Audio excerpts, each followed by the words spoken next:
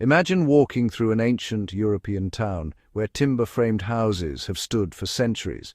The cobblestones are worn smooth, the buildings lean gently, their beams like the bones of ancient giants. These houses have survived storms, fires, and wars, monuments to human ingenuity. They challenge our ideas of permanence, built as legacies for future generations. These silent sentinels still stand, reminding us of what true craftsmanship can achieve. The journey of a medieval timber building began deep in the forest. Master carpenters chose only the strongest, straightest oaks, trees that had grown for centuries. They harvested with care, sometimes seasoning timber for years, or even letting trees dry while still standing.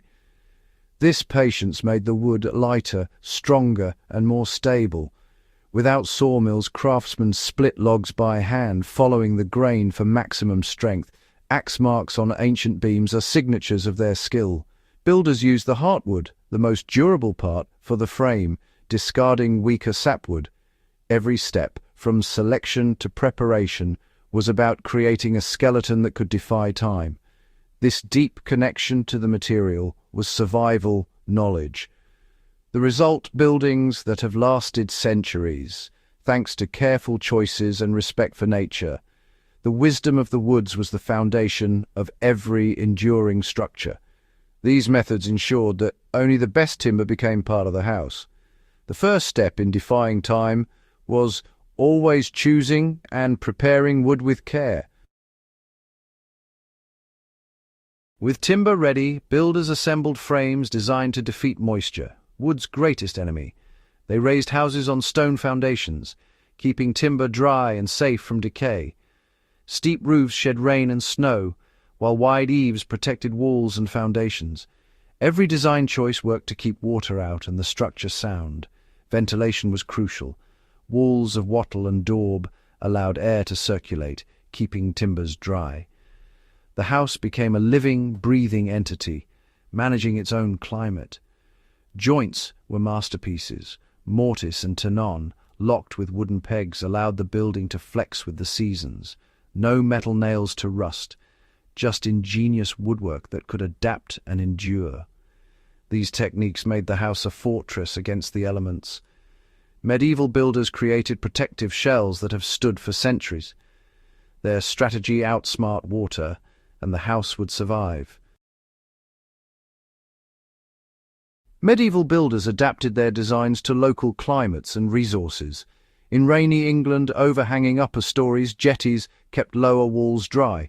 In the snowy Alps, strong, low-pitched roofs bore heavy snow, with stones to anchor shingles against fierce winds.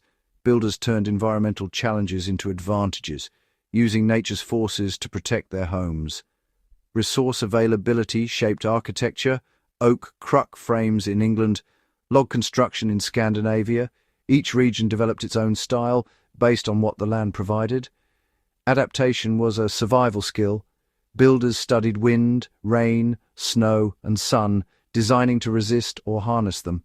They didn't fight the environment. They built in harmony with it. This wisdom is why their creations endure. Every house was a response to its landscape.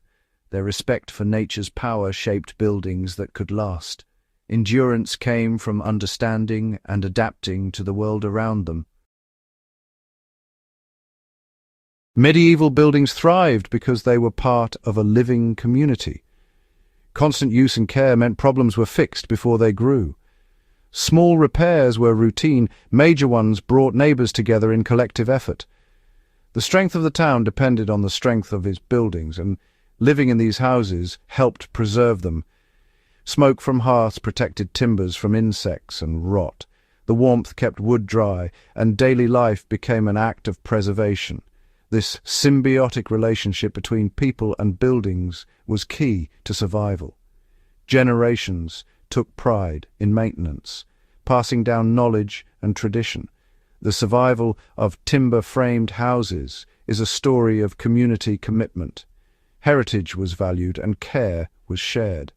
These buildings endure because people worked together to protect them. Community was the secret to their lasting strength. The secrets of timber building were passed from master to apprentice, not written in books. Young apprentices learned by doing, carrying wood, sharpening tools, and watching skilled hands at work. Over years, they absorbed the craft, reading wood grain, cutting perfect joints, and respecting materials. This was more than job training. It was a culture of survival and pride. Masters taught not just how, but why, sharing stories of failure and success. This knowledge was a secret handshake, a living tradition evolving with each generation. True craftsmen saw the finished beam in the rough log and had the patience to wait for perfect wood. Their legacy is visible in every ancient house that still stands. These lessons, choose well, plan for the long term, work with nature, remain relevant today. Medieval timber buildings remind us, with skill, patience, and respect, we can create things that last for centuries.